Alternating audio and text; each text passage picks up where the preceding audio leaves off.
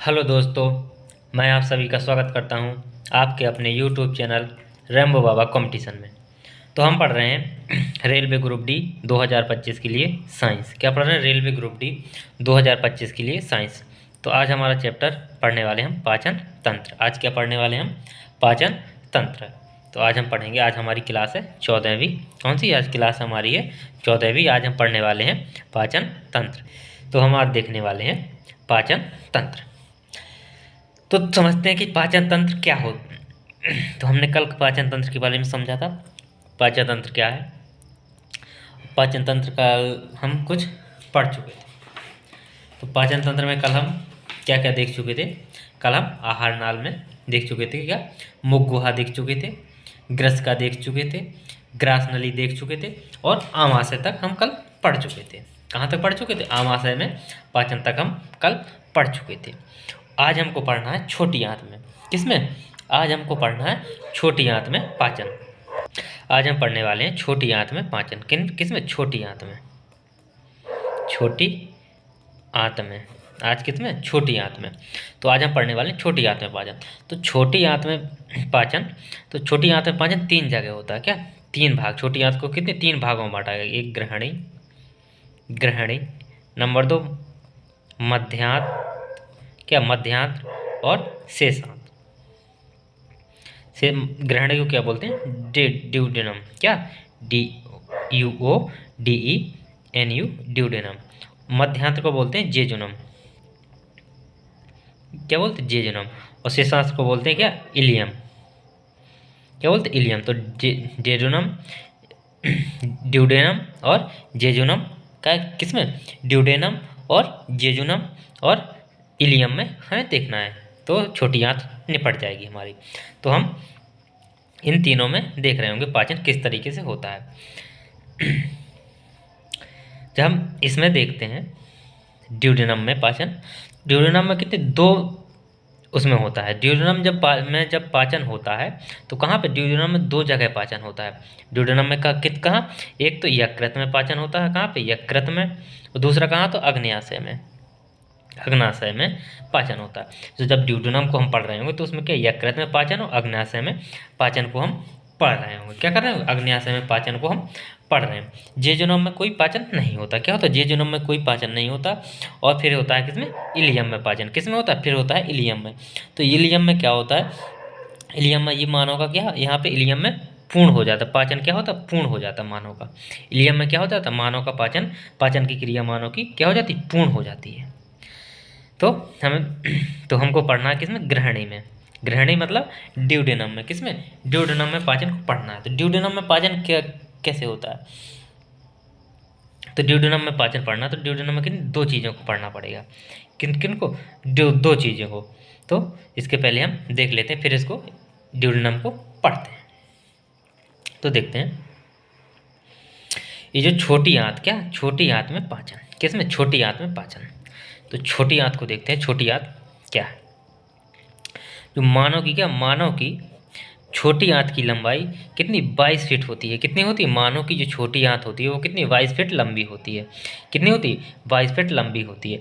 मनुष्य की आंत को कितने? 3 भागों में विभाजित किया गया। कौन सी? छोटी आंत को। कौन सी? छोटी आंत को कितने?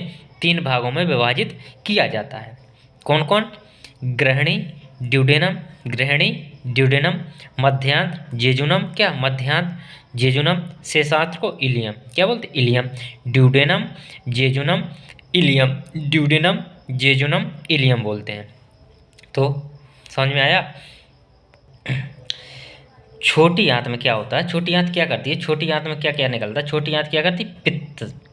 छोटी आंत में क्या? पित्त, अग्नाशयी रस और क्या? आंत रस आपस में मिलते हैं। क्या होते हैं? छोटी आंत में क्या होते हैं? पित्त रस, अग्नाशय रस और आंत रस, ये क्या? तीनों निकलते हैं। क्या होते हैं? तीनों निकलते हैं, जो अपनी अपनी जगह से निकलते हैं। और क्या करते हैं? छोटी आंत में ही मिलकर भोजन का क्या करते हैं? पाचन करते हैं। और पूरे छोटी आंत में ही क्या? भोजन की पाचन क्रिया को क्या करते हैं? समाप्त करते हैं। तो वो क्या करते हैं? पाचन की क्रिया कहाँ पे?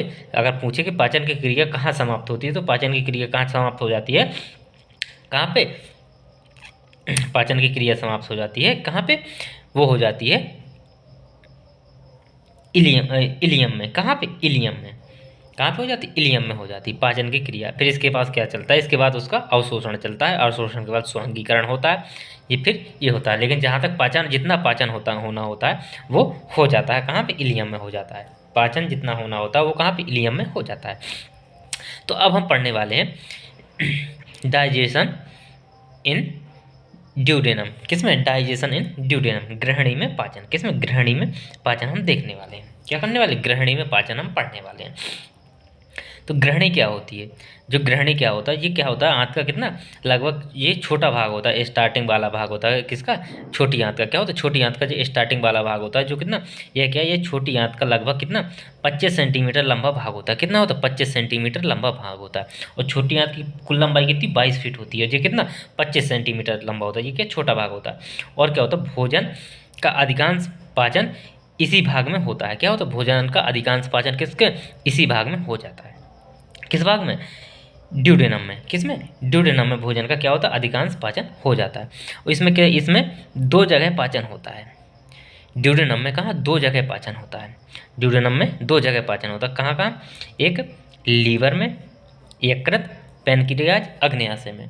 कहाँ, लीवर, यकृत पढ़ना है इसमें ड्यूडेनम के साथ, और पैनक्रियाज। तो यहाँ से यकृत से पित्त रस निकलेगा और पैनक्रियाज से पैनक्रियाज रस निकलेगा। क्या, यकृत से पित्त रस निकलेगा और अग्न्याशय से पैनक्रियाज रस निकलेगा। तो ये क्या क्या पाचन करेंगे। तो बेसिकली पाचन यकृत में तो पाचन होता नहीं है, बेसिकली प्रत्यक्ष रूप से ये भाग नहीं लेता। तो हम देखते हैं लीवर में पाचन, एक एक करके पढ़ते हैं। लीवर में पाचन क्या देखते हैं, लीवर में पाचन देखते हैं। तो क्या होता है, यकृत में पाचन। किसमें, यकृत में पाचन। तो ये क्या होता है, यकृत क्या होता है, ये क्या होता है, ये शरीर का कैसा होता है, शरीर की सबसे बड़ी ग्रंथि है। क्या, शरीर की सबसे बड़ी क्या है, ग्रंथि। और शरीर का सबसे बड़ा अंग कौन सा, वो है त्वचा। शरीर का सबसे बड़ा अंग क्या होता है, वो त्वचा होता है। शरीर की सबसे बड़ी ग्रंथि क्या है, वो है यकृत। वो क्या है, यकृत है। तो ग्रंथि अगर पूछे तो क्या, यकृत, और अंग पूछे तो त्वचा। क्या, अंग पूछे तो त्वचा और ग्रंथि पूछे तो यकृत। कौन सी, यकृत। यह पाचन की क्रिया में क्या होता है, ये प्रत्यक्ष रूप भूमिका नहीं निभाता। ये पाचन की क्रिया में कैसी, प्रत्यक्ष भूमिका नहीं निभाता, ये अप्रत्यक्ष रूप से क्या करता है, पाचन करता है। क्योंकि यकृत के पास पाचक एंजाइम नहीं होते। क्यों नहीं होते, क्या नहीं होते, पाचक एंजाइम। क्यों नहीं वो प्रत्यक्ष रूप से क्रिया निभाता, क्योंकि उसमें क्या होता, पाचक एंजाइम नहीं होते। क्या नहीं होते, पाचक एंजाइम नहीं होते। यह क्या करता है, यह केवल क्या करता है, पित्त रस को श्रावण करता है। क्या करता है, पित्त रस को श्रावण करता है। जो क्या करता है, जो लवण भोजन को, कैसे, जो लवण भोजन होगा उसको क्या करेगा, विशेषकर वसाओं को। क्या, विशेषकर वसाओं में क्या करता है, पाचन में आवश्यक होता है। ये क्या, किसके लिए, वसाओं के पाचन के लिए ये क्या करता है, आवश्यक होता है। ये क्या करता है, ये क्या करता है, ये जो बड़ी बड़ी भोजन के साथ जो बड़ी, मान लीजिए बड़ी वर्षा की बूंदें हैं, तो इनको क्या करता है, इनको छोटी वर्षा की बूंदों में ये क्या करता है, बदलता है। ये करता है, इतना पाचन करता है। ये क्या करता है, बड़ी बूंदों को बसा की क्या, छोटी बूंदों में ये क्या करता है, बदलता है। क्या करता है, बड़ी बूंदों को किस में, छोटी बूंदों में बदलता है। पाचन में इसका मुख्य कार्य क्या करना, वसा का इमल्सीकरण करना। क्या, वसा का इमल्सीकरण करना। क्या होता है, इसका जो यकृत का जो कार्य होता है वो किसका, भोजन का क्या करना होता, या पाचन में इसका क्या मुख्य कार्य क्या होता है, वसा का इमल्सीकरण करना होता है। क्या होता है, वसा का इमल्सीकरण करना होता है। अब इसमें देखते हैं यकृत से जो जो रस स्रावित होते हैं। क्या होते हैं, जो रस स्रावित होते हैं, इनको समझते हैं।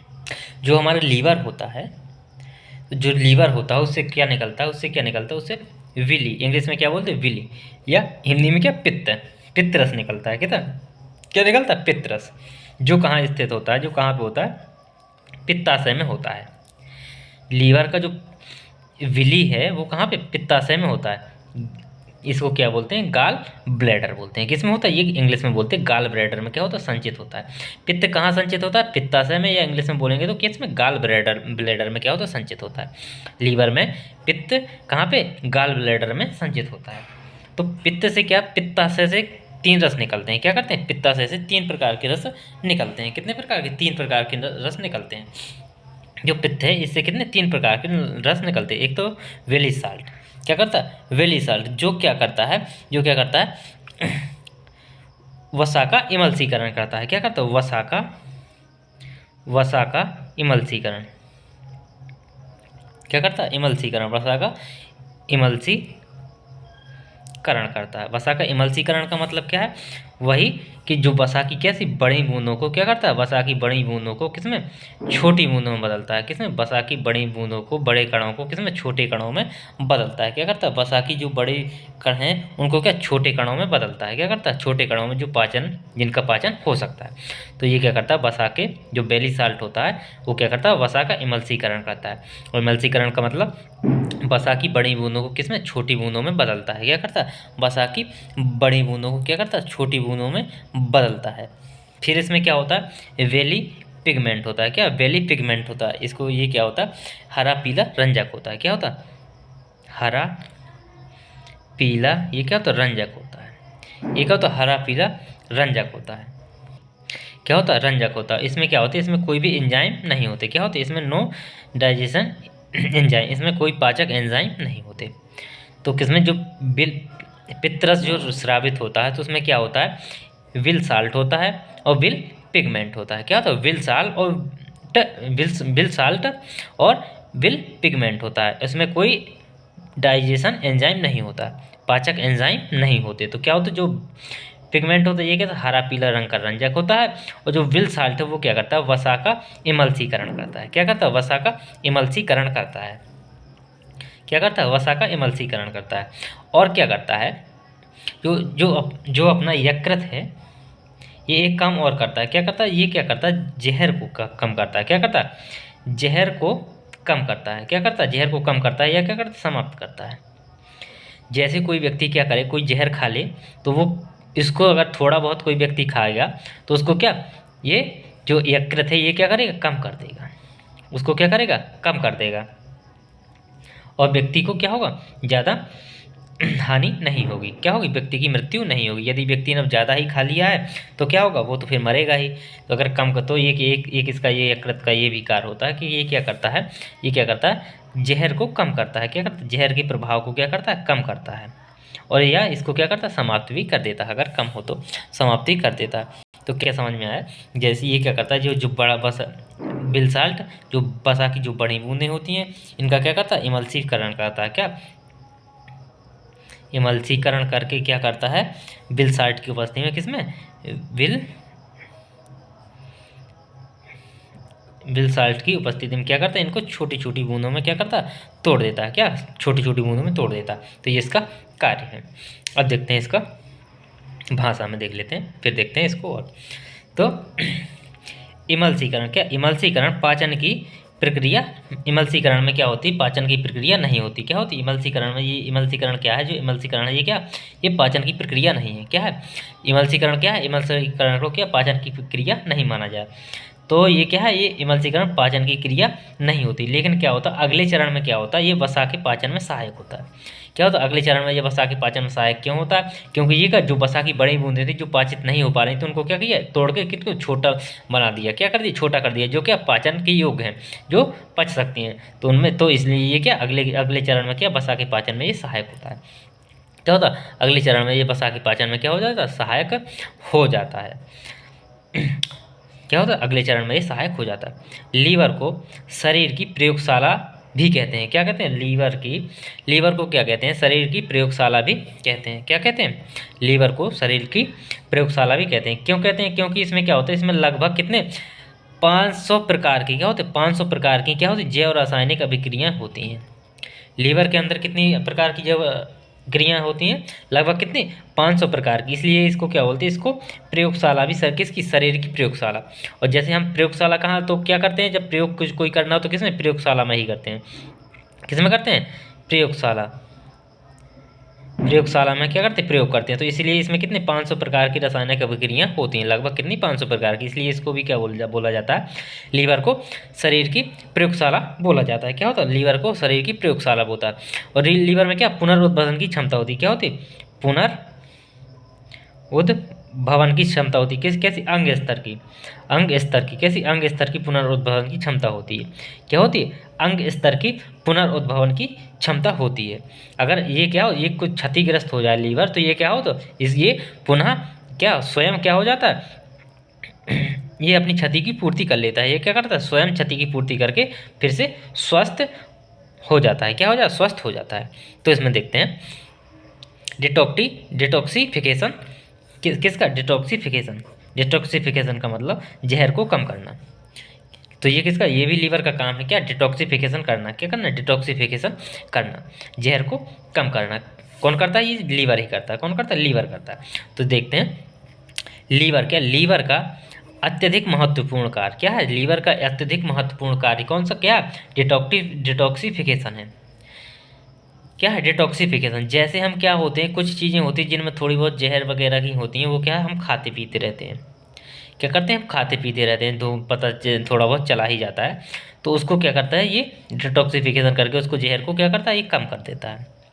क्या करता है, ये कम कर देता है। जिससे क्या होता है, लीवर में जो सामान्य जहर के प्रभाव को ये क्या करता है, कम करता है। इसमें क्या, डिटॉक्सिफिकेशन इसका महत्वपूर्ण कार्य है, जिसके द्वारा क्या करता है, लीवर की जो लीवर के शरीर में जो लीवर, जिसमें लीवर क्या करता है, शरीर में सामान्य जहर के प्रभाव को क्या करता है, कम करता है।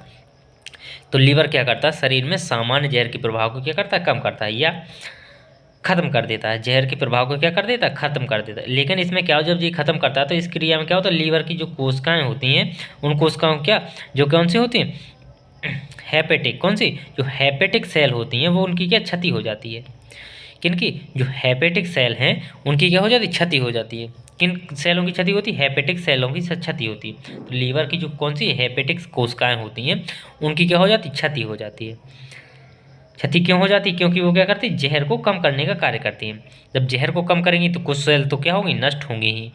तो ये क्या करते हैं, इसमें कौन सी हेपेटिक सेल क्या हो जाती है, की क्षति हो जाती है। तो इसमें क्या होती है, हेपेटिक सेल की क्षति होती है।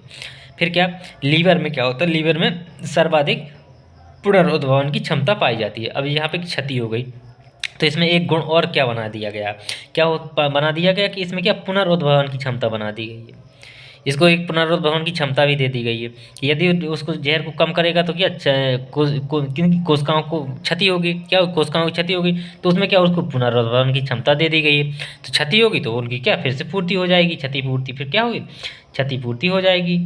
तो क्या कर, इसमें क्या होती, क्षतिपूर्ति की या पुनरुद्भवन की क्या होती, क्षमता पाई जाती है। यह क्या, एकमात्र अंग है। कैसा, यह एकमात्र अंग है जिसमें क्या, अंग स्तर के पुनरुद्भवन की क्षमता पाई जाती है। यदि इसको आधा भी काट दिया जाए, यदि इसको, ये कैसा होता है, ये ऐसा, ये इसका, ये कैसा होता है, ये ऐसा होता, यदि इसको काट भी दिया जाए ना आधा, इतना, तो इतना भी बचेगा ना, तो इतने में ही क्या करेगा, ये पूरा फिर से बन जाएगा। ये क्या करेगा, पूरा अपना पूरा रूप ले लेगा। क्या करेगा, पूरा रूप, दोबारा से पूरा रूप क्या करेगा, ले लेगा, पूरा रूप ले लेगा, यदि इसको काट भी दिया जाए। तो इसमें ये क्या है, मानव शरीर का एकमात्र अंग होता है जिसमें क्या होती है, अंग स्तर के पुनरुद्भवन की क्या क्षमता पाई जाती है। और ये क्या होता है, ये लंबे समय तक, क्या, लंबे समय तक यदि कोई व्यक्ति शराब का सेवन करता है, क्या करता है, शराब का सेवन करता है, या क्या करता है, हेपेटाइटिस, जो क्या करता है, लंबे समय तक शराब का सेवन करता है, तो उससे क्या हो सकता है, जो हेपेटाइटिस बी और सी, कौन सा, हेपेटाइटिस बी और सी से वो व्यक्ति क्या हो सकता है, संक्रमित हो सकता है। यदि कोई व्यक्ति लंबे समय तक क्या करता है, शराब का सेवन करता है, तो किस बीमारी से, हेपेटाइटिस बी और सी से वो क्या हो सकता है, संक्रमित हो सकता है। तथा जो विषाक्त धातु हैं, क्या, जो विषयुक्त धातु हैं, उनके कारण क्या हो सकता है, एक यकृत में सिरोसिस, क्या, सिरोसिस नामक रोग हो सकता है। कौन सा, सिरोसिस, सिरोसिस नामक क्या हो सकता है, रोग हो सकता है। और इससे कौन, शराब पीने से लंबे समय तक, तो हेपेटाइटिस बी सी रोग हो सकते हैं। कौन सा, हेपेटाइटिस बी और हेपेटाइटिस सी रोग भी क्या कर सकता है, हो सकता है। तो ये हमारा था क्या, यकृत। अब देखते हैं अग्न्याशय को, किसको, अब पढ़ते हैं हम अग्न्याशय को। तो अब पढ़ते हैं हम पैनक्रियाज को, किसको, पैनक्रियाज, किसको पढ़ते हैं, पैनक्रियाज को। तो पैनक्रियाज को पहले तो बोलते हैं क्या, मिक्स ग्लैंड बोलते हैं। क्या, इसको मिक्स ग्लैंड भी बोलते हैं। क्या बोलते हैं इसको, मिक्स ग्लैंड भी बोलते हैं। क्या बोलते हैं, मिक्स ग्लैंड भी बोलते हैं। तो हम देखने वाले हैं क्या, पैनक्रियाटिक, क्या, पैनक्रियाटिक, इसको क्या बोलते हैं, इसको मिक्स ग्लैंड भी बोलते हैं। क्या बोलते हैं, पैनक्रियाज को क्या बोलते हैं, मिक्स ग्लैंड भी बोलते हैं। हिंदी में बोलते हैं इसको अग्न्याशय। हिंदी में क्या बोलते हैं, इसको अग्न्याशय बोलते हैं। क्या बोलते हैं, अग्न्याशय। इसको मिक्स ग्लैंड क्यों बोलते हैं, इसको मिक्स ग्लैंड इसलिए बोलते हैं क्योंकि ये क्या करता है, ये हार्मोन और एंजाइम दोनों का स्रावण करता है। क्या करता है? हार्मोन और एंजाइम दोनों का स्रावण करता है। हार्मोन में क्या करता है? हार्मोन में इंसुलिन हार्मोन निकालता है। क्या करता है? हार्मोन में इंसुलिन हार्मोन निकालता है। और एंजाइम में पैनक्रियाटिक जूस निकालता है। क्या करता है? एंजाइम में पैनक्रियाटिक जूस निकालता है। क्या निकालता है? पैनक्रियाटिक जूस निकालता है। अब जो यकृत है ये क्या है? इसको क्या माना गया? इसको लीवर के बाद, क्या लीवर के बाद दूसरी सबसे बड़ी ग्रंथि भी माना गया है। क्या लीवर के बाद दूसरी सबसे बड़ी ग्रंथि भी माना गया है। इसमें जो अग्न्या से जो रस निकलता है वो किन कोशिकाओं से निकलता है? तो वो इनकी जो जिससे जो अग्न्या से जो ये पैनक्रियाटिक जूस निकलता है उन कोशिकाओं को क्या बोलते हैं? उनको कोशिकाओं को बोलते हैं एसिनस। क्या बोलते हैं? उनको बोलते हैं एसिनस कोशिका। क्या बोलते हैं? एसिनस कोशिका से ये क्या करता है? स्रावित होता है। किन कोशिकाओं से स्रावित होता है? एसिनस कोशिकाओं से स्रावित होता है। और इसे क्या बोलते हैं? इसे को बोलते हैं इसे जो रस स्रावित होता है इसको क्या बोलते हैं? इसे पूर्ण पाचन रस भी बोलते हैं। क्या बोलते हैं इसको? पूर्ण पाचक पाचक रस भी बोलते हैं। क्या बोलते हैं? पूर्ण पाचक रस भी बोलते हैं। और इसमें पूर्ण पाचक रस भी बोलते हैं। अब इस पैनक्रियाटिक जूस में क्या क्या होते हैं? कौन कौन से ये होते हैं? तो इसमें क्या क्या निकलता है? इसमें ट्राइप्सिन निकलता है। क्या? ट्रिप्सिन निकलता है, एमाइलेज निकलता है, माल्टोज निकलता है, लाइपेज निकलता है। ये क्या होता है? Amylase maltose lipase. तो ये इसमें ट्रिप्सिन है, ये क्या करता है? जो ट्रिप्सिन है तो ये क्या करता है? ये किसका? ये प्रोटीन का पाचन करता है। किसका? प्रोटीन का। ये किसका? प्रोटीन का पाचन करता है। किसका? प्रोटीन का पाचन करता है। जो ट्रिप्सिन है वो किसका पाचन करता है? प्रोटीन का पाचन करता है। किसका करता है? प्रोटीन का पाचन करता है। जो एमाइलेज है और जो माल्टोज है ये दोनों किसका पाचन करते हैं? एमाइलेज और माल्टोज ये किसका? ये दोनों पाचन करते हैं किसका? स्टार्च का। ये किसका? स्टार्च का पाचन करते हैं। किसका? स्टार्च का पाचन करते हैं। ये दोनों किसका पाचन करते हैं? स्टार्च का। जो लाइपेज है वो किसका पाचन करता है? वो करता है वसा का पाचन। किसका? वसा का पाचन। किसका पाचन? वसा का पाचन। वो करता है किसका? वसा का पाचन। किसका करता है? लाइपेज जो है वो किसका करता है? वसा का पाचन करता है। तो लाइपेज वसा का पाचन कैसे करता है? इसमें जैसे ये क्या फैट्स वसा हो गया, इसमें क्या पाचन हो किस किस पर? लाइपेज की उपस्थिति में ये क्या बनाता है? ये फैटी एसिड बनाता है। क्या बनाता है? ये फैटी एसिड बनाता है। फैटी एसिड और साथ में क्या बनाता है? ग्लिसरॉल बनाता है। क्या बनाता है? ग्लिसरॉल बनाता है। क्या बनाता है? ग्लिसरॉल बनाता है। क्या बनाता है? ग्लिसरॉल बनाता है। तो इसका काम क्या है? ये इससे क्या क्या होता है? पैनक्रियाटिक जूस से कितने? ट्रिप्सिन, एमाइलेज, माल्टोज और लाइपेज निकलता है। क्या? लाइपेज निकलता है जूस जो क्या? पैनक्रियाटिक जूस है। इनमें ये क्या है?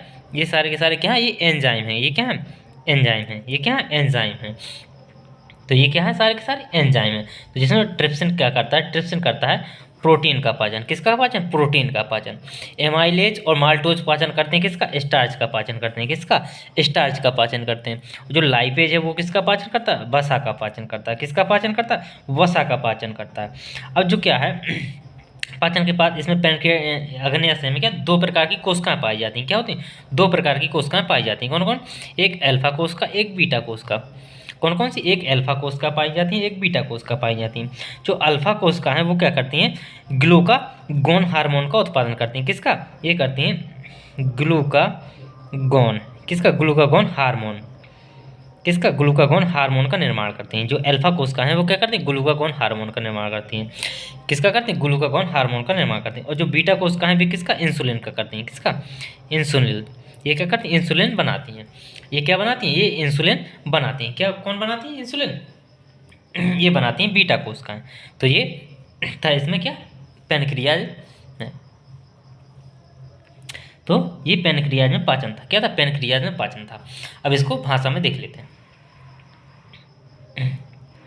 इसको क्या करते हैं? भाषा में देख लेते हैं। तो अग्न्याशय क्या? अग्न्याशय यकृत के बाद क्या? अग्न्याशय यकृत के बाद शरीर की कैसी सबसे बड़ी ग्रंथि? कैसी? दूसरी। शरीर के बाद कैसी? दूसरी क्या? सबसे बड़ी ग्रंथि है। क्या? दूसरी सबसे बड़ी ग्रंथि है। अग्न्याशयी रस क्या? अग्न्याशयी रस एसिनस कोशिकाओं से स्रावित होता है। किससे? एसिनस, किससे? एसिनस कोशिकाओं से क्या होता है? स्रावित होता है। किससे होता है? एसिनस कोशिकाओं से क्या होता है? स्रावित होता है। इसे क्या बोलते हैं? इसे पूर्ण पाचक रस भी बोलते हैं। क्या कहते हैं? इसे पूर्ण पाचक रस भी क्या कहते हैं? क्या कहते हैं? इसे बोलते हैं पूर्ण पाचक रस भी इसको कहते हैं। इसमें 5 पाचक एंजाइम होते हैं। क्या होते हैं? इसमें 5 पाचक एंजाइम होते हैं। कौन कौन से होते हैं? एमाइलेज, ट्रिप्सिन, कार्बोक्सीपेप्टिज, क्या? एमाइलेज, ट्रिप्सिन, कार्बोक्सीपेप्टिज, लाइफेज और माल्टोज। कौन सा? लाइफेज और माल्टोज। ये क्या? 5 प्रकार के एंजाइम होते हैं। तो इनमें से जो एमाइलेज और जो माल्टोज है, क्या है? जो एमाइलेज और जो माल्टोज है वो किसका? कार्बोहाइड्रेट का पाचन करते हैं। किसका करते हैं? कार्बोहाइड्रेट या क्या? स्टार्च का। किसका? स्टार्च का। किसका? कार्बोहाइड्रेट या स्टार्च, इंग्लिश में क्या बोलते हैं? स्टार्च। स्टार्च का पाचन करते हैं। जबकि जो ट्रिप्सिन है वो किसका करता है? वो प्रोटीन का पाचन करता है। जो ट्रिप्सिन है वो किसका पाचन करता है? वो प्रोटीन का पाचन करता है। और जो लाइफेज है वो किसका? वसा का पाचन करता है। जो लाइफेज है वो किसका? वसा का पाचन करता है। किसका करता है? वसा का पाचन करता है। अब इनमें क्या होती है? इनमें 2 प्रकार की कोशिकाएं पाई जाती हैं। क्या होती हैं? इसमें 2 प्रकार की कोशिकाएं पाई जाती हैं। कौन कौन सी? एक बीटा कोशिका, एक अल्फा कोशिका। कौन कौन सी? एक बीटा कोशिका, एक अल्फा कोशिका। जो बीटा कोशिकाएं ये क्या? इंसुलिन बनाती हैं। बीटा कोशिकाएं क्या करती हैं? इंसुलिन बनाती हैं। और अल्फा कोशिकाएं क्या करती हैं? ये ग्लूकागॉन हार्मोन का उत्पादन करती हैं। ग्लूकागॉन हार्मोन को क्या करती हैं? स्रावित करती हैं। ग्लूकागॉन हार्मोन को क्या करती हैं? बनाती हैं। क्या करती हैं? ग्लूकागॉन हार्मोन को बनाती हैं। तो ये अल्फा बी और बीटा, ये क्या? अल्फा और बीटा कोशिकाएं। अब देखते हैं हम आगे जेजुनम में। अब देखते हैं जेजुनम या मध्यांत्र। क्या बोलते हैं? जेजुनम या मध्यांत्र बोलते हैं। हिंदी में क्या बोलते हैं? मध्यांत्र, या उसको इंग्लिश में जेजुनम बोलते हैं। क्या बोलते हैं? जेजुनम। तो जेजुनम में क्या होता है? जेजुनम में पाचन नहीं होता। पहली बात तो क्या? तो जेजुनम में कोई भी पाचन नहीं होता। क्या होता है? जेजुनम में कोई भी पाचन नहीं होता। तो छोटी आंत का वह शेष भाग, छोटी आंत का शेष भाग और लगभग कितना? 2.5 मीटर, कितना? 2.5 मीटर लंबा होता है। ये क्या? छोटी आंत का कितना कितना लंबा होता है? 2.5 मीटर लंबा होता है। छोटी आंत का जो शेष भाग है जो कितना? 2.5 मीटर लंबा होता है। इसमें क्या होता है? इसमें पाचन नहीं होता। इसमें क्या होता है? इसमें पाचन नहीं होता। तो इसमें पाचन नहीं होता। अब देखते हैं इलियम। इलियम में किसमें? अब देखते हैं इलियम में पाचन किसमें? इस इलियम, या इसको क्या बोलते हैं? शेषांत्र बोलते हैं। क्या बोलते हैं इसको? शेषांत्र बोलते हैं। तो इलियम में पाचन क्या? शेषांत्र, शेषांत्र। तो शेषांत्र। अब देखते हैं इलियम में पाचन। इलियम में कैसे पाचन होता है? पहली बात तो इलियम में क्या होता है कि इलियम में, ये जो इलियम है, इलियम में क्या होता है? इलियम में पाचन की प्रक्रिया क्या हो जाती है? पूर्ण हो जाती है। इसमें क्या होती है? पाचन की प्रक्रिया क्या हो जाती है? पूर्ण हो जाती है।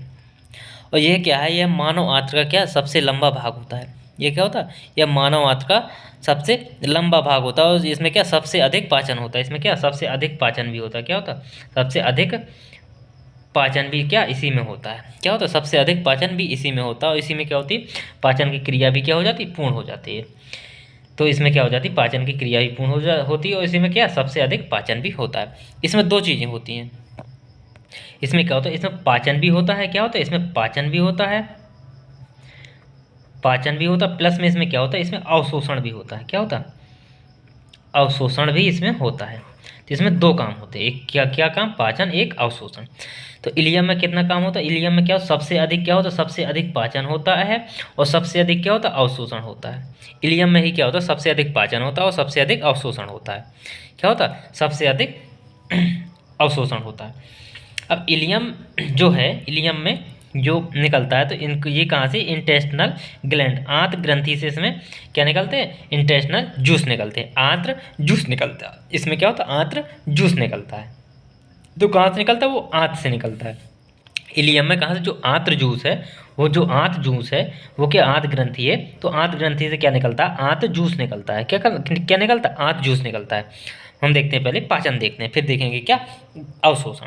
तो क्या होता है? जो इसमें किससे, जो इलियम है, जो इलियम में जो कौन सी आंत ग्रंथि है, कौन सी? इलियम में जो आंत ग्रंथि होती है, तो आंत ग्रंथि से क्या होता है? आंत ग्रंथि से क्या? इंटेस्टिनल जूस निकलता है। क्या? इंटेस्टिनल जूस, मतलब आंत जूस निकलता है, आंत्र जूस निकलता है।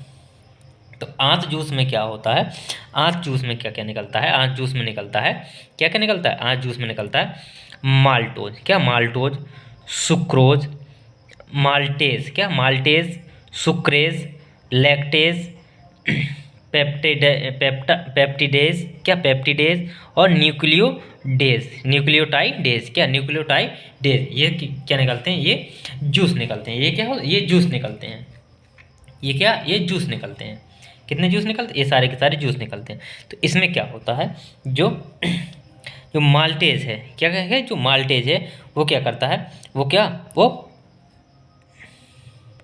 जो माल्टेज है वो किसका पाचन करता है, वो माल्टोज का करता है। किसका, MALTOS, एक ही इसमें, यहाँ पे माल्टेज में ए है और माल्टोज में ओ है।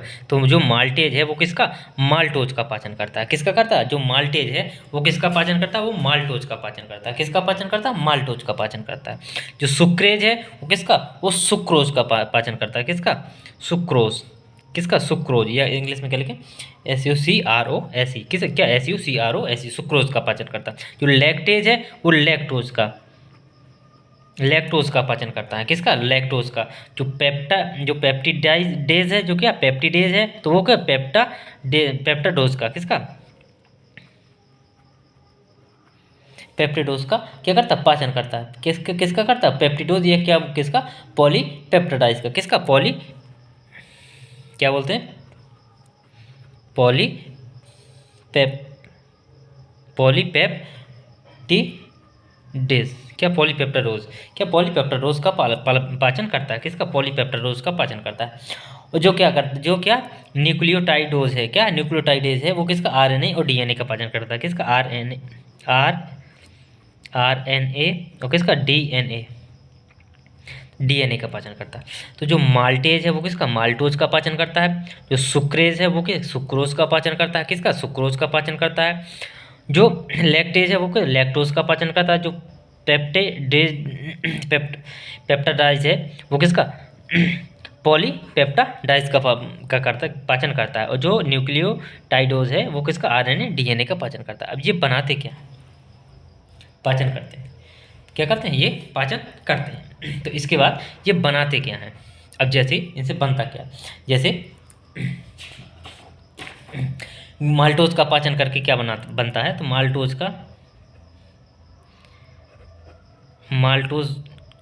माल्टोज का पाचन करके किसके, माल्टेज की उपस्थिति में क्या करते हैं, जिससे क्या बनाते हैं, ग्लूकोज और सुक्रोज बनाते हैं। क्या बनाते हैं, ग्लूकोज, क्या बनाते हैं, ग्लूकोज बनाते हैं। क्या बनाते हैं, ग्लूकोज बनाते हैं। जो क्या बनाते हैं, ग्लूकोज बनता है। क्या बनता है, ग्लूकोज बनाता है। और सुक्रोज का पाचन करके क्या बनाते हैं, ग्लूकोज और फ्रक्टोज बनाते हैं। क्या बनाते हैं, ग्लूकोज और फ्रक्टोज, ग्लूकोज प्लस क्या बनता है, फ्रक्टोज, जो क्या होता है, जो सबसे मीठा हो। क्या, ये सबसे मीठी शर्करा है। ये क्या, सबसे मीठी शर्करा है। ये क्या, शर्करा है। और इसी के कारण क्या, शहद, क्या, जो शहद होती है, जो शहद होती है वो क्या, सबसे मीठी होती है। वो क्या, चीनी से भी मीठी होती है। चीनी में क्या होती है, फ्रक्टोज पाया जाता है। क्या होता है, चीनी में फ्रक्टोज पाया जाता है, इसलिए चीनी क्या होती है, सबसे मीठी होती है। क्या, चीनी चीनी नहीं, शहद क्या होती है, सबसे मीठी होती है। क्या होती है, शहद सबसे ज़्यादा मीठी होती है। क्यों होती है, किसमें, क्योंकि इसमें क्या, फ्रक्टोज पाया जाता है। अब लैक्टोज क्या बनाता है, लैक्टोज का पाचन होकर, लैक्टोज का पाचन होकर क्या बनता है, लैक्टोज का पाचन होकर क्या बनता है, इसमें ग्लूकोज और क्या बनता है, ये क्या करता है, ये मिल्क, किसका, मिल्क शुगर का, ये मिल्क शुगर का क्या करता है, पाचन करता है। क्या करता है, मिल्क शुगर का पाचन करता है। लैक्टोज होता है जो क्या, मिल्क शुगर का पाचन करता है। जो पेप्टिडेज है, जो पेप्टिडेज है ये पाचन करके ये क्या करता है, ये पॉलीपेप्टिडेज क्या, किसका, पॉलीपेप्टिडेज को किसमें, एमिनो एसिड क्या करता है, एमिनो एसिड में परिवर्तित करता है। क्या करता है, एमिनो एसिड में परिवर्तित करता है। क्या करता है, एमिनो एसिड में। और जो न्यूक्लियोटाइड है वो क्या, RNA और DNA का पाचन करता है। तो इसमें इतनी बातें थी समझने की। अब देखते हैं इसको भाषा में। अब इसकी भाषा देख लेते हैं। क्या करते हैं, इसकी भाषा देख लेते हैं। तो ये क्या है, यह मानव आंत का क्या, मानव आंत का सबसे लंबा भाग है। ये क्या, मानव आंत का सबसे लंबा भाग है, जिसमें क्या अधिकतम पाचन और अधिकतम अवशोषण होता है। क्या होता है, अधिकतम पाचन होता है और अधिकतम क्या होता है, अवशोषण भी क्या होता है, इसी में होता है। तो इसमें अधिकतम पाचन और अधिकतम अवशोषण होता है। मानव में पाचन की प्रक्रिया क्या होती है, मानव में पाचन की प्रक्रिया इलियम में पूर्ण हो जाती है। क्या, इसमें पूर्ण हो जाती है, इलियम में। कहाँ पे, इलियम में पूर्ण हो जाती है। शहद चीनी से अधिक मीठा होता है, क्योंकि उसमें क्या, फ्रक्टोज की मात्रा अधिक होती है। किसकी मात्रा, फ्रक्टोज की मात्रा अधिक होती है। तो ये देखा हमने इलियम में पाचन। अब देखते हैं इलियम में अवशोषण। क्या देखते हैं, इलियम में अवशोषण। अब क्या देखते हैं हम, इलियम में अवशोषण। तो क्या देखते हैं, absorption of food in ileum, absorption of food in ileum, ileum में भोजन का अवशोषण। किसका, इलियम में भोजन का अवशोषण। तो ये चित्र देखिए, ये क्या है, ये चित्र है जो इलियम का बना हुआ है। किसका बना हुआ है, जो इलियम का बना हुआ है। तो इसमें देखते हैं, ये क्या चित्र है। तो इसमें जो क्या है, ये जो काले काले रंग में जो दिख रही हैं, ये क्या है, ये रक्तवाहिका हैं। क्या है, ये है रक्तवाहिकाएं। ये क्या है, रक्तवाहिकाएं हैं। और जो अंदर की तरफ जो नीली नीली दिख रही हैं, ये क्या है, ये है सूक्ष्म रसांकुर। क्या है, ये माइक्रोवेली हैं। क्या है, माइक्रोवेली, ये सूक्ष्म रसांकुर। क्या है, सूक्ष्म रसांकुर हैं। यही जो क्या है, जो सूक्ष्म रसांकुर हैं, इन्हें यही क्या करते हैं, यही करते हैं अवशोषण। क्या करते हैं, यही अवशोषण करते हैं, अवशोषण करते हैं। जो सूक्ष्म रसांकुर हैं, ये क्या करते हैं, अवशोषण। जो रक्तवाहिकाएं अवशोषण करके, ये क्या, रक्तवाहिकाएं जो होती हैं, ये क्या होती हैं, ये रक्तवाहिकाएं होती हैं। ये इसलिए ये इसी से लगी होती हैं। किससे, सूक्ष्म रसांकुर से ये क्या चिपकी हुई होती हैं। चिपकी हुई इसलिए होती हैं क्योंकि जो अवशोषण किया जाएगा वो किसमें, पारदर्शी झिल्ली के द्वारा किसमें, रक्तवाहिकाओं में पहुंच जाएगा। किसमें, रक्तवाहिकाओं में। जो भी जिन भी पदार्थों का क्या अवशोषण होगा, वो अवशोषण होने के बाद वो किसमें, रक्तवाहिकाओं में मिल जाएगा।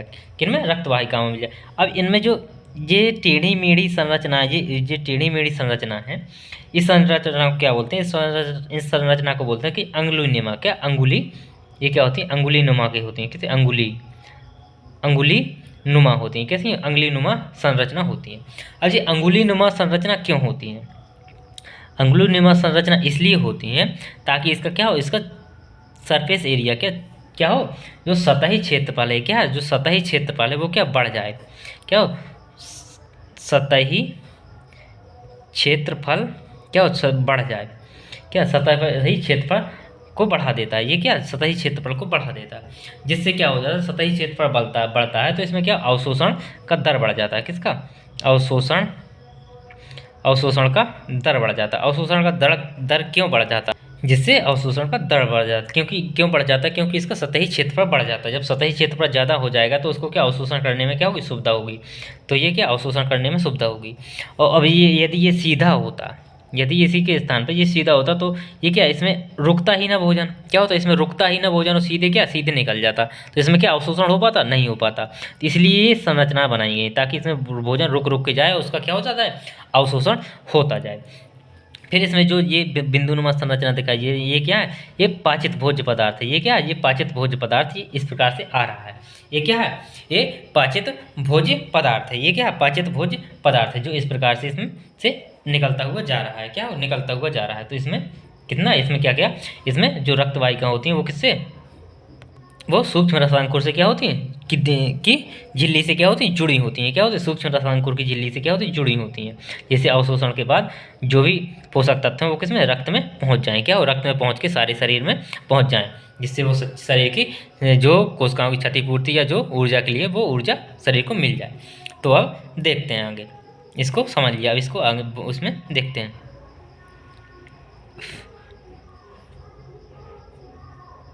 तो अब देखते हैं भाषा में, ग्रहण किए गए भोजन के क्या, जो ग्रहण किए गए भोजन के विस्तृत, क्या, ग्रहण किया गया भोजन क्या, विस्तृत होकर क्या होता है, विस्तृत होकर रुधिर में पहुंच जाता है। कहाँ पहुंच जाता है, रुधिर में पहुंच जाता है। किसके, विस्तृत होकर, जो किसके द्वारा, जो रुधिर वाहिकाओं में, किसके, सूक्ष्म रसांकुर के द्वारा अवशोषण करके उसको क्या, किसमें, रुधिर वाहिकाओं से होते हुए किसमें, रुधिर में पहुंच जाता है। तो पहुंचने की प्रक्रिया को क्या बोलते हैं, अवशोषण बोलते हैं। क्या बोलते हैं, ग्रहण किए गए भोजन को विस्तृत होकर रुधिर में पहुंचने की क्रिया को क्या बोलते हैं, अवशोषण बोलते हैं। ये क्या, ये छोटी आंत में होता है। ये कहाँ पे होता है, ये छोटी आंत में होता है। अब खाद्य जो पदार्थ हैं उनमें का अवशोषण, जो पचे हुए पदार्थ हैं, जो खाद्य पदार्थ है खाने के बाद जो अवशोषण योग्य, जो खाद्य पदार्थ का जो अवशोषण योग्य जो पाच्य पदार्थ है वो क्या है। जैसे हम कार्बोहाइड्रेट, तो कार्बोहाइड्रेट का क्या क्या अवशोषण किया जाता है, तो कार्बोहाइड्रेट का क्या ग्लूकोज और लैक्टोज को का अवशोषण किया जाता है। किसका, ग्लूकोज और लैक्टोज का अवशोषण किया जाता है। जैसे प्रोटीन है, प्रोटीन में किसका, एमिनो अम्ल का, किसका, एमिनो अम्ल का। वसा, वसा में क्या, वसी अम्ल, ग्लिसरॉल, मोनोडाई और ट्राई, मोनोडाई एवं ट्राई ग्लिसराइड, क्या, ग्लिसराइड, इन सब का क्या अवशोषण किया जाता है। तो किस खाद्य पदार्थों के, कार्बोहाइड्रेट में क्या, ग्लूकोज और ग्लैक्टोज, क्या, ग्लैक्टोज, प्रोटीन में अमीनो अम्ल, वसा में वसी अम्ल, ग्लिसरॉल, मोनोडाई एवं ट्राइग्लिसराइड, क्या, ग्लिसराइड, इनका अवशोषण किया जाता है।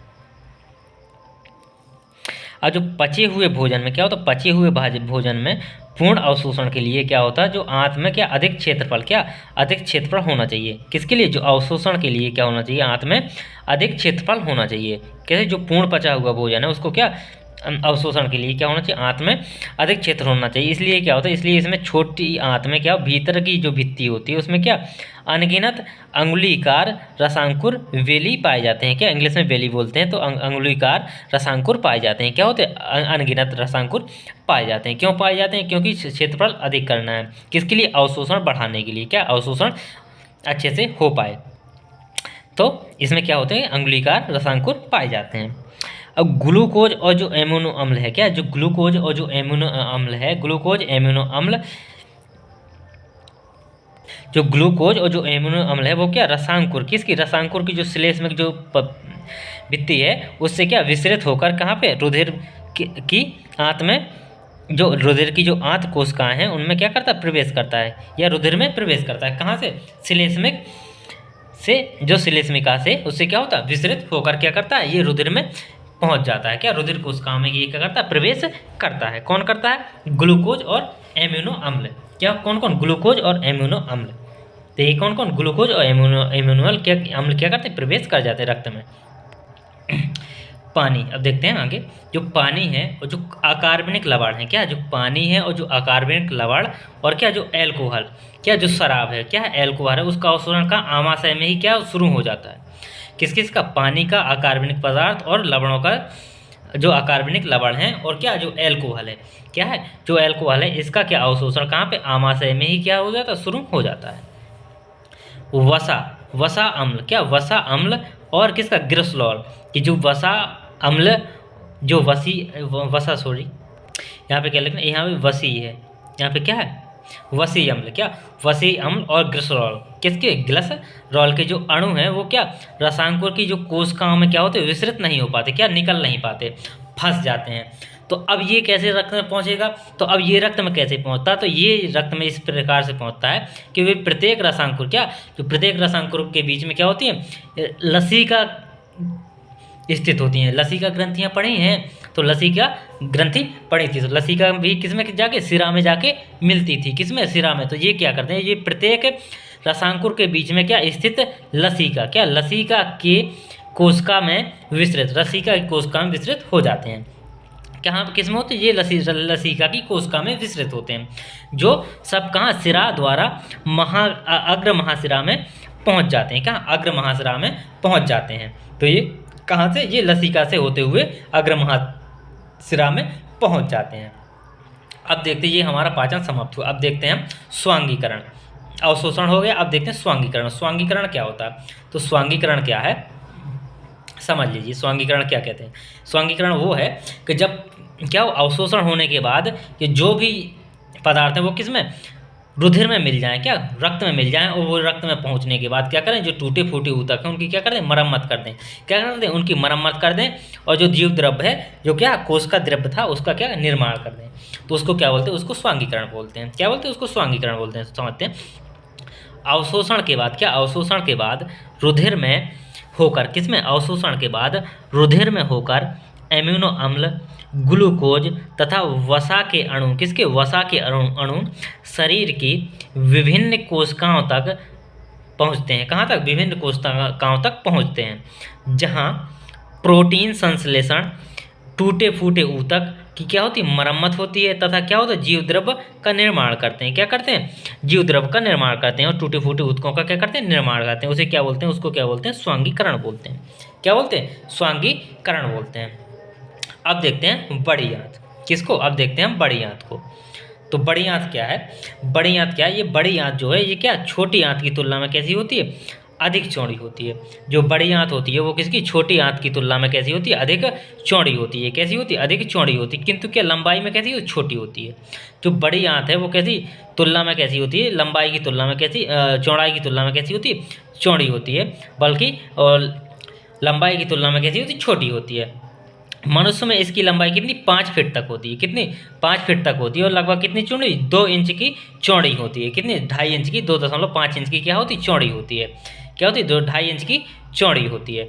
इसमें उपस्थित जो चूसक कोशिकाएं, कौन सी, इसमें जो मोटी बड़ी आंत में जो उपस्थित क्या होती है, चूसक कोशिकाएं होती हैं। क्या होती है, इसमें चूसक कोशिकाएं होती हैं जो किसकी, श्लेष्मक श्रावण करती हैं। जो क्या करती हैं, श्लेष्मा श्रावण करती हैं। जो चूसक कोशिकाएं हैं वो क्या करती हैं, श्लेष्मा का श्रावण करती हैं। किसका, श्लेष्मा का श्रावण करती हैं।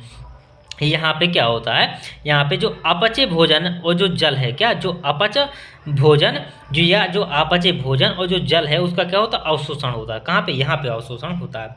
कहाँ पे, बड़ी आंत में। जो क्या, जो अपचा हुआ भोजन है और जो जल है उसका क्या अवशोषण हो जाता है यहाँ पे। तो इसको जो बड़ी आंत है इसको क्या 3 भागों में बांटा गया है। क्या, इसको बड़ी आंत को कितने 3 भागों में बांटा गया है। कितने भागों, 3 भागों में।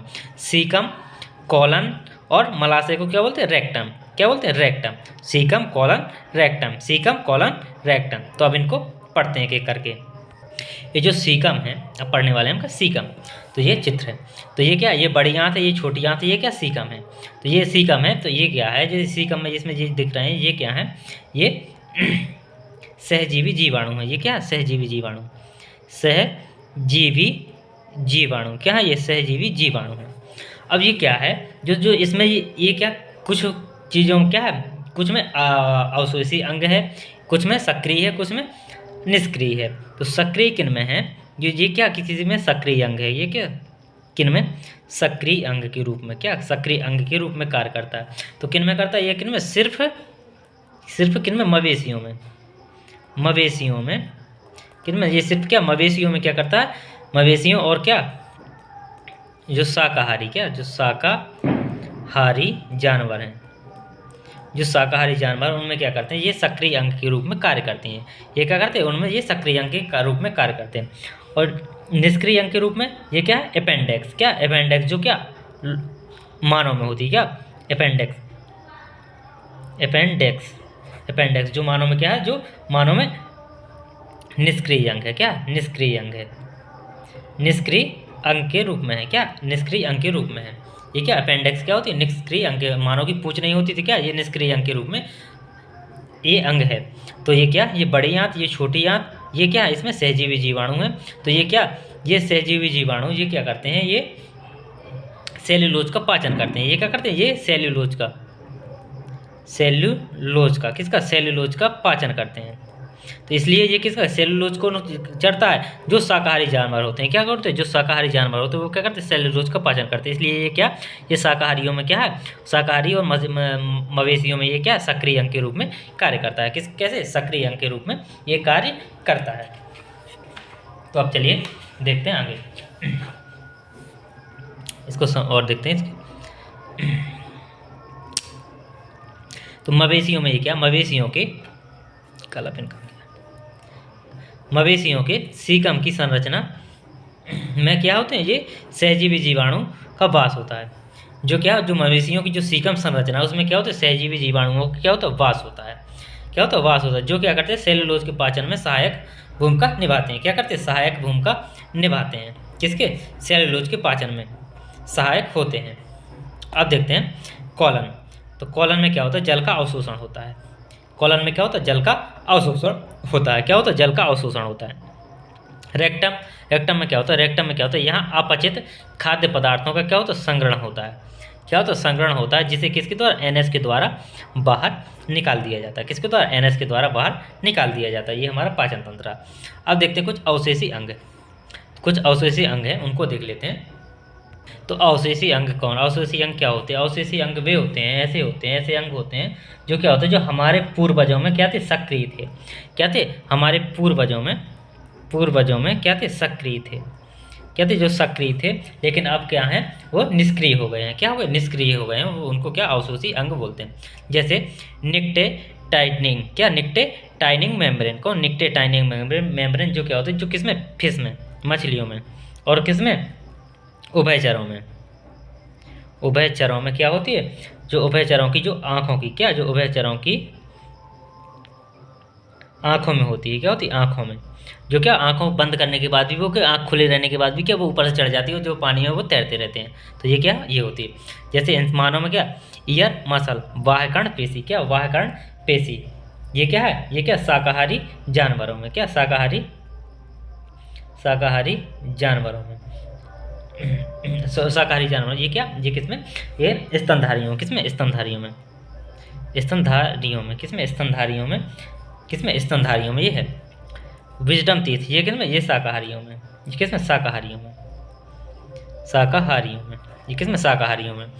निपल्स इन मेल, और ये क्या, निपल्स इन मेल, और ये किसमें, महिला में सक्रिय होते हैं, किसमें, महिला में या मादा में। ये क्या, मादा में सक्रिय होते हैं, और मेल में क्या, निष्क्रिय होते हैं, मादा में सक्रिय, मादा में क्या होते हैं, सक्रिय होते हैं। टेलबोन, टेलबोन क्या, जानवरों में सक्रिय होता है, किसमें, जानवरों में, जानवरों में क्या सक्रिय होता है, मानव में क्या होता है, निष्क्रिय होता है, जानवरों में क्या होता है, सक्रिय होता है। बॉडी हेयर, ये क्या, मांसाहारी जानवरों में, किसमें, मांसाहारी जानवरों में, जो क्या करते हैं, जो शरीर का तापमान को भी निर्धारण करते हैं। और कैनन टीथ, कौन से, कैनन टीथ, ये भी किसमें, जानवरों में, ये क्या, ये भी किसमें, जानवरों में, ये भी किसमें, जानवरों में है। तो ये क्या करते हैं, जो हेयर हैं, ये क्या करते हैं, ये ताप का संतुलन करते हैं, और ये भी किसमें, ये जानवरों में, ये अवशेषी अंग के रूप में है। तो थैंक यू दोस्तों, क्लास अच्छी लगी तो प्लीज़ लाइक और सब्सक्राइब जरूर करिएगा। थैंक यू दोस्तों।